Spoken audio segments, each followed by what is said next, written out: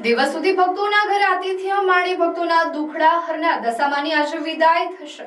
ભરૂચના જાડેશ્વર વિસ્તારમાં આવેલા નર્મદા પાર્ક ખાતે તંત્ર દ્વારા તમામ જરૂરી તૈયારીઓ પૂર્ણ કરી દેવામાં આવી છે।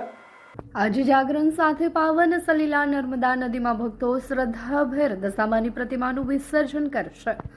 રાત્રિના સમયે મોટી સંખ્યામાં ભક્તો દશામાની પ્રતિમાઓ સાથે વિસર્જન સ્થળે પહોંચશે। માતાજીને વિદાય આપતી વેળાએ ભક્તોમાં ભાવુક દ્રશ્યો સર્જાશે। દશામાના આવતા વર્ષે વહેલા આવજોના જયઘોષ સાથે ભક્તો ભારે હૈયે દશામાને વિદાય આપશે।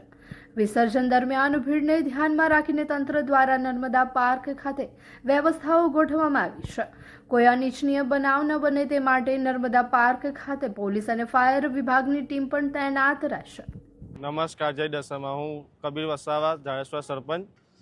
દશામાના વિસર્જનનું સ્થળ નર્મદા પાર્ક ખાતે રાખવામાં આવેલું છે। તેથી ભરૂચની ભાવિ જનતાને જણાવવાનું કે સ્થાપના જે કરી હોય ઘરેથી તો સૌ ભાવિ ભક્તોને નર્મદા પાર્ક ખાતે રાત્રે 10 કલાકથી વિસર્જનનું ચાલુ થઈ જશે। એટલે તમામ ભાવિ ભક્તોને સહકાર આપવા વિનંતી।